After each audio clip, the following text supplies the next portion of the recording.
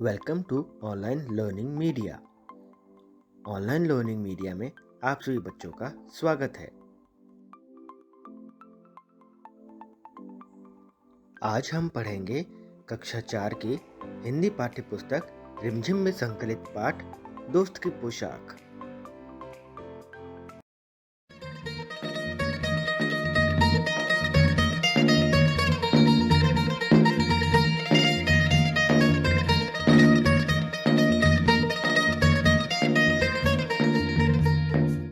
एक बार नसीरुद्दीन अपने बहुत पुराने दोस्त जमाल साहब से मिले।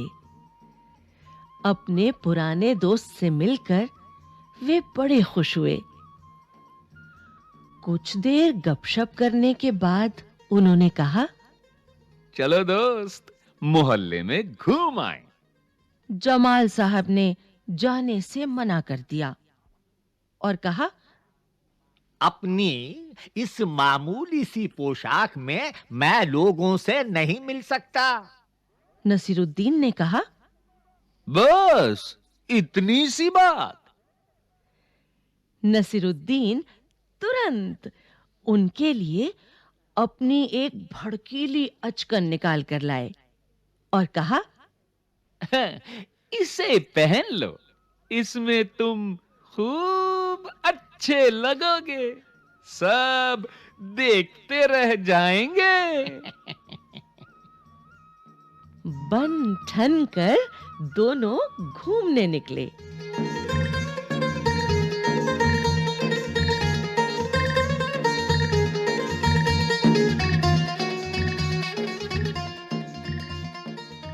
दोस्त को लेकर नसीरुद्दीन पड़ोसी के घर गए।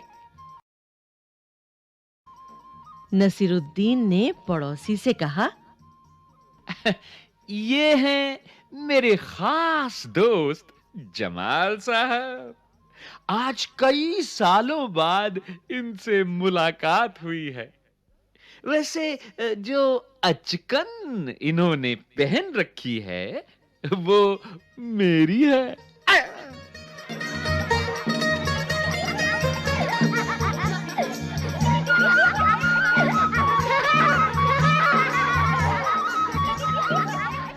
ये सुनकर जमाल साहब पर तो मानो घड़ों पानी पड़ गया। बाहर निकलते ही मुंह बनाकर उन्होंने नसीरुद्दीन से कहा, तुम्हारी कैसी अकल है? क्या ये बताना जरूरी था कि ये अचकन तुम्हारी है? तुम्हारा पड़ोसी सोच रहा होगा कि मेरे पास अपने कपड़े हैं ही नहीं। ओह ओह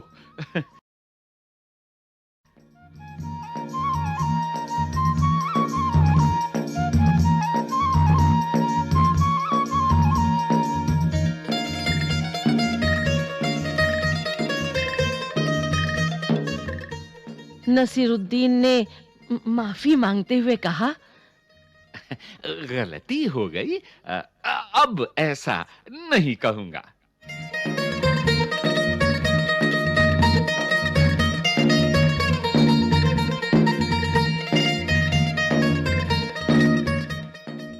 अब नसीरुद्दीन उन्हें हुसैन साहब से मिलवाने ले गए। हुसैन साहब ने गर्मजोशी से उनका स्वागत सत्कार किया।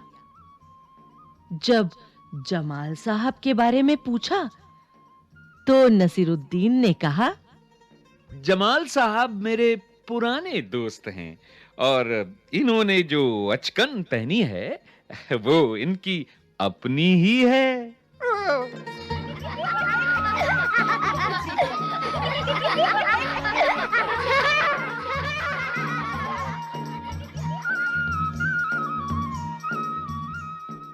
जमाल साहब फिर नाराज हो गए।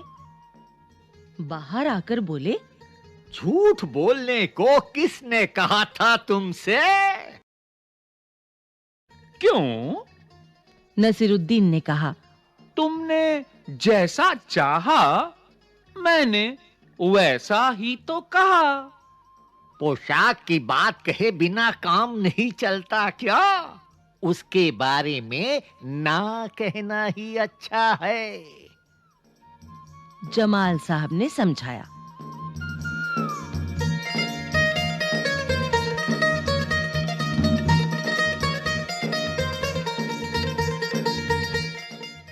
जमाल साहब को लेकर नसीरुद्दीन आगे बढ़े। तभी एक अन्य पड़ोसी मिल गए। नसीरुद्दीन ने जमाल साहब का परिचय उनसे करवाया।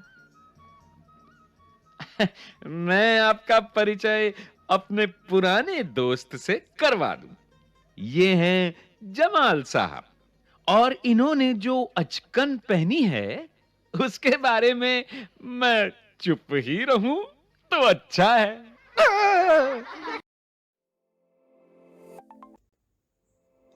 दोस्त की पोशाक कहानी का सारांश। नसीरुद्दीन अपने बहुत पुराने दोस्त जमाल साहब से मिलकर बहुत खुश हुए।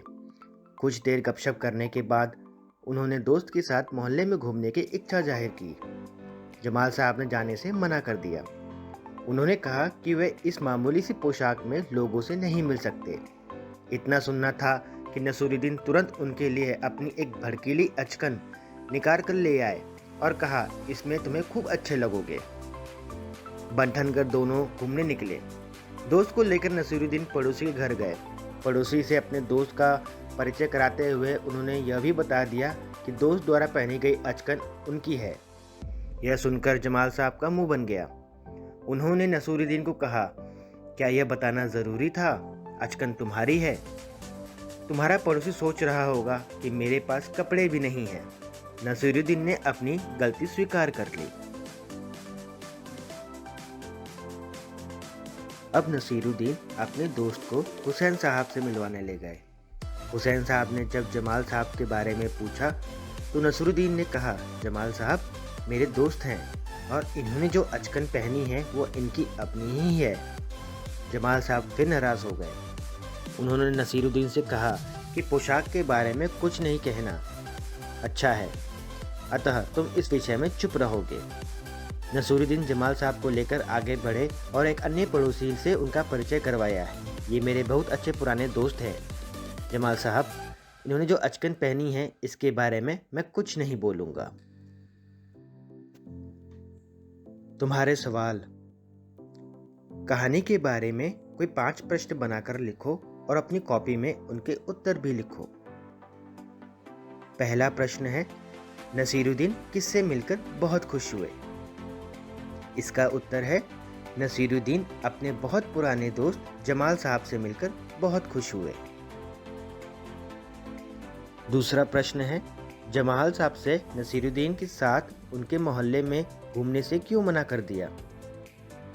इसका उत्तर है, जमाल साहब ने नसीरुद्दीन के साथ मोहल्ला घूमने से इसलिए मना कर दिया क्योंकि उन्होंने मामूली पोशाक पहन रखी थी।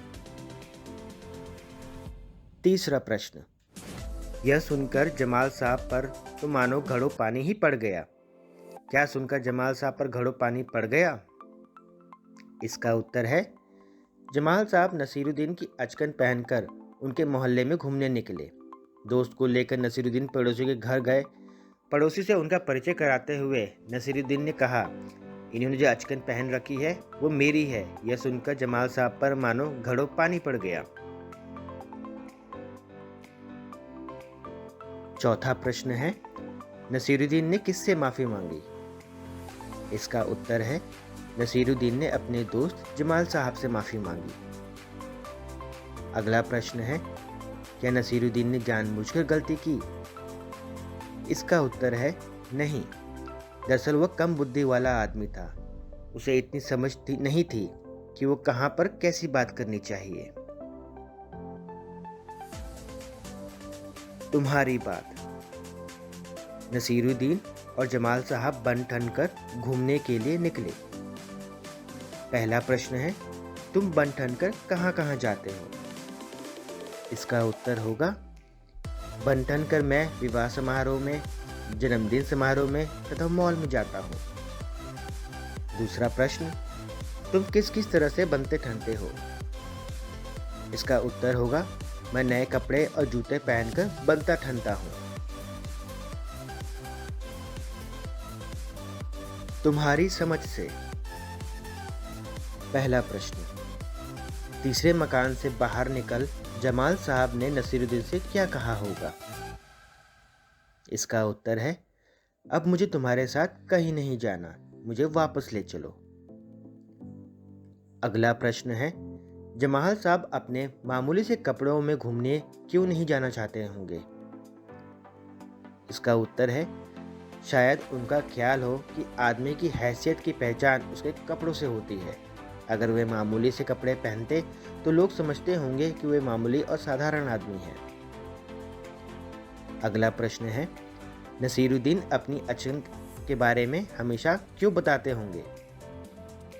इसका उत्तर है, बस हंसने हंसाने के लिए। गपशप। जब जमाल साहब और नसीरुद्दीन हुसैन साहब के घर से बाहर निकले तो उन्होंने अपनी बेगम को नसीरुद्दीन और जमाल साहब की मुलाकात के बारे में किस्सा सुनाया होगा। उन दोनों के बीच में क्या बातचीत हुई होगी, लिखकर बताओ। कौन आया था? नसीरुद्दीन अपने दोस्त के साथ आया था। दोस्त का नाम क्या था? जमाल, वह उसका बहुत पुराना दोस्त था। तब क्या क्या बातें हुई? तुम तो जानती ही हो नसीरुद्दीन को क्या खूब इंसान है। हाँ, तुमने ठीक अनुमान लगाया। नसीरुद्दीन अपने दोस्त जमाल का परिचय कराते समय कह रहा था कि इन्होंने ने अपनी ही अचकन पहन रखी है। घूमना फिरना। नसीरुद्दीन ने कहा, चलो दोस्त, मोहल्ले में घूम के आए। पहला प्रश्न, जब नसीरुद्दीन अपने दोस्त से मिले वे उसे अपना मोहल्ला दिखाने ले गए। जब तुम अपने दोस्तों से मिलते हो तब क्या क्या करते हो? इसका उत्तर है, जब मैं अपने दोस्तों से मिलता हूँ तो मैं आस पड़ोस में घूमने जाता हूँ, ढेर सारी चीज़ें खरीदता हूँ, दोस्तों के साथ मनपसंद चीज़ें खाता हूँ, उनके साथ गपशप करता हूँ, खूब हंसता हंसाता हूँ, कभी कभी उनके साथ खेलता भी हूँ। करके दिखाओ। नीचे कुछ वाक्य लिखे हैं, तुम्हें इनका अभिनय करना है। तुम चाहो तो कहानी में देख सकते हो कि इन कामों का जिक्र कहाँ कहाँ आया है। पहला वाक्य है, बन ठन कर घूमने के लिए निकलना। दूसरा वाक्य है, घड़ों पानी पड़ना। तीसरा वाक्य है, मुंह बनाकर शिकायत करना। चौथा वाक्य है, गर्मजोशी से स्वागत करना। पांचवा वाक्य है, नाराज होना। और छठवां वाक्य है, देखते ही रह जाना। इसका उत्तर होगा, बच्चों, ये कार्य आपको स्वयं करना है।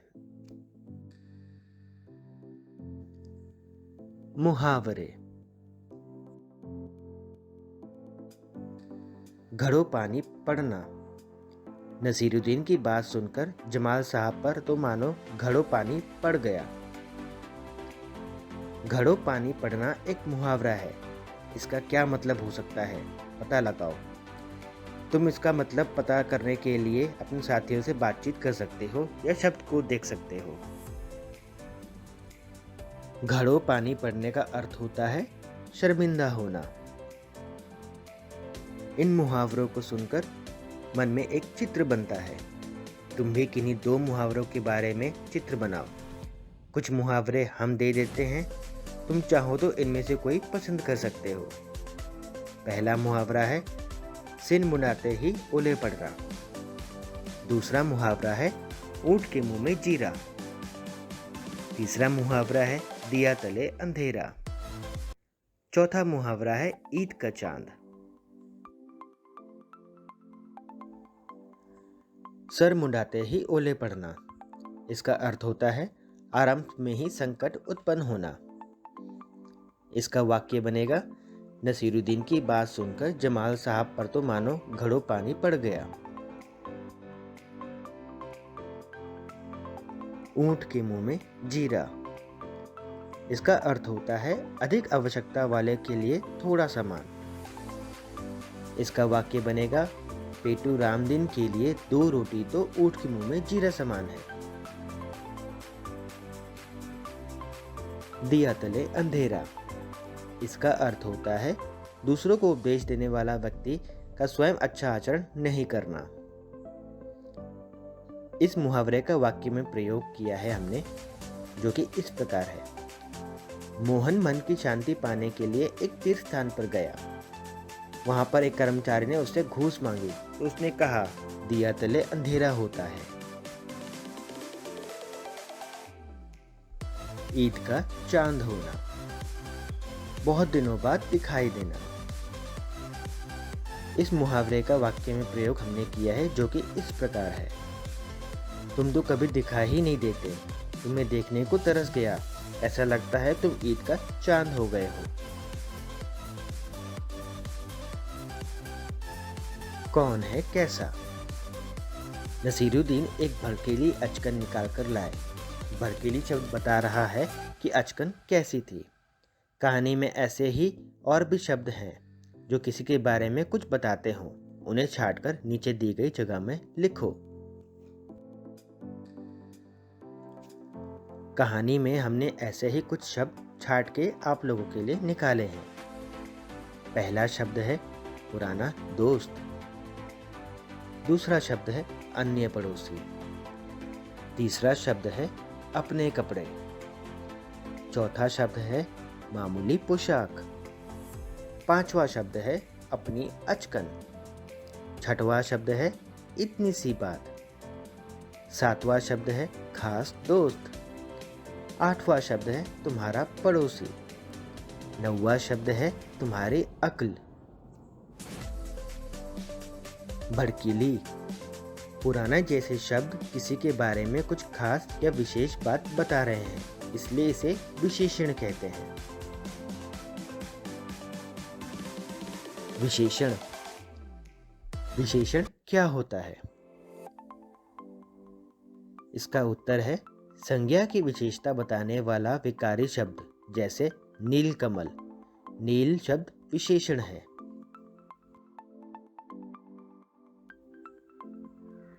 विशेषण बताइए। पुराने दोस्त, इसमें पुराने विशेषण है। सुंदर पोशाक, इसमें सुंदर विशेषण है। थोड़ी अकल, इसमें थोड़ी विशेषण है। अच्छा पड़ोसी, इसमें अच्छा विशेषण है। पीले कपड़े, इसमें पीले विशेषण है।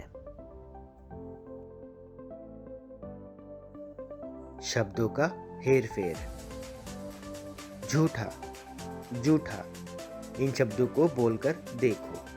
ये मिलती जुलती आवाज वाले शब्द हैं। जरा से अंतर से भी शब्द का अर्थ बदल जाता है। इसी तरह कुछ शब्द नीचे जोड़े में दिए गए हैं। इन सब के अर्थ अलग अलग हैं। इन सब शब्दों का वाक्यों में प्रयोग करो। पहला जोड़े वाला शब्द है घड़ा, गढ़ा। दूसरा शब्द है घूम, झूम। तीसरा शब्द है राज, राज। चौथा शब्द है फन, फन। पांचवा शब्द है सजा, सजा।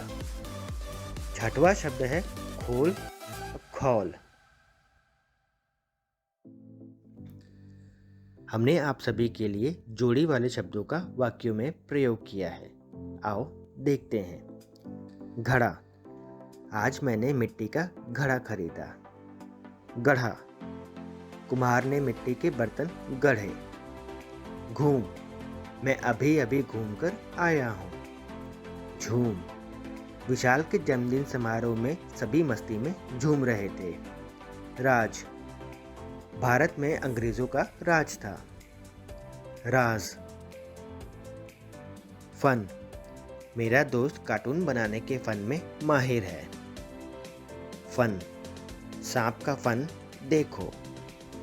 सजा, मेरे जन्मदिन के अवसर पर घर पूरी तरह सजा दो। सजा, गलत करने वाले को सजा जरूर मिलनी चाहिए। खोल, वह खिड़की खोलकर छोड़ दिया।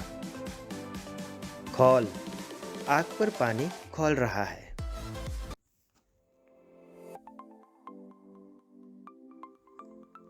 बच्चों, उम्मीद करते हैं आप सभी को हमारा ये वीडियो पसंद आया होगा। जल्दी से इस वीडियो को अपने दोस्तों के साथ शेयर और लाइक करें। हमारे और भी वीडियोस देखने के लिए हमारे चैनल को सब्सक्राइब करें। बेल आइकन का बटन ज़रूर दबाएं ताकि हम जब भी कोई नया वीडियो अपलोड करें आपको तुरंत नोटिफिकेशन मिल जाए। हमारा वीडियो देखने के लिए धन्यवाद।